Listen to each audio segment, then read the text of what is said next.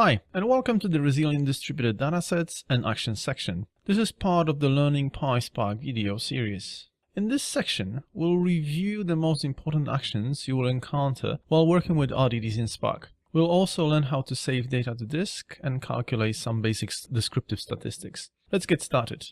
Let's begin with the most useful action. You will most likely use it 100 times a day if you work with Spark every day like me, and this is going to be the take action. In this video, we will actually review 3 different take actions, and we will explore what we can do with each of them. Before, however, we begin, I am assuming you have cloned the GitHub repository for this course and have a working Spark environment.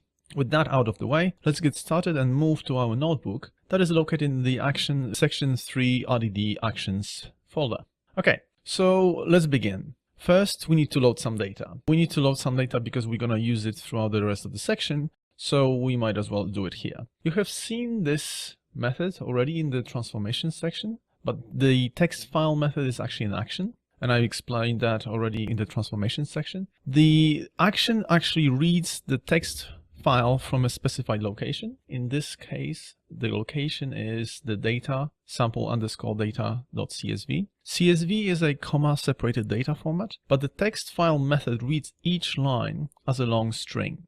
So it doesn't really matter whether it's a comma separated or tab separated, doesn't really matter. It's always going to read that as a text long string. So first, we'll use the flat map to remove some of the malformed records and also do some of the transformations of the data itself. So for that, we'll use the parseCSV row, the method we define here. First things first, we're going to split every single row on the comma. And the next, the first element of each record is actually a date of the transaction. So we're going to use triptime method from Python to translate the string text into a datetime format. The %m here converts the date. It identifies months without the leading zero. The %d here identifies days, and then %y reads years in a short 2-digit format. Next, the fifth element here of our list is the number of items bought, so we can convert it into an integer,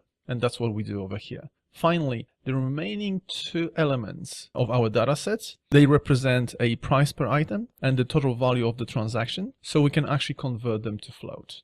So that being done, we then return a row split. If anything goes wrong in this portion of the code, we actually return an empty list so that the flat map transformation can then implicitly remove the malformed records for us. And that happens if you look, the first row in our dataset is actually a list of labels, which we don't need. And the actual data starts with the row numbers 2. So flat map will actually filter out the first record for us straight away. That's pretty neat. Now that we have read the data, so let's actually read the data.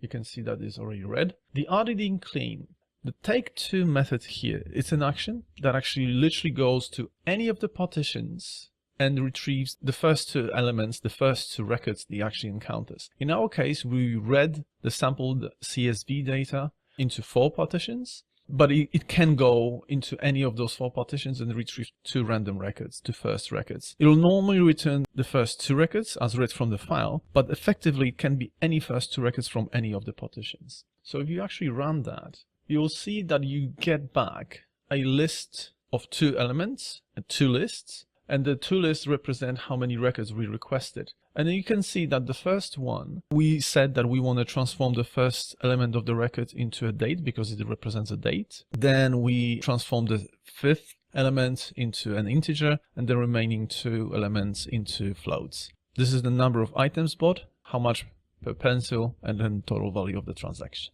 That's how the take method works. Now, if you wanted to get an ordered list, you can use the takeOrdered method as specified here. The first parameter you pass is the number of elements you want to retrieve. And since we want to order the list, we can specify the key you want to do the ordering on. And in this case, we're going to order it based on the date of the transaction. So actually, when you hit enter, it will give you a list of 5 elements, and all of these elements will actually be sorted by the date of the transaction.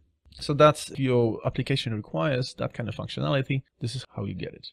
And then finally, we've already seen this in the transformation section. It's very similar to the same sample transformation. In this case, it's actually an action that runs sample and then retrieves 5 elements from it, as specified by this parameter here. The first parameter specifies that we do not want sample with replacing, and then the seed specifies the seed for the randomizer. So when you hit enter, you actually get a randomized 5 elements extracted from our RDD.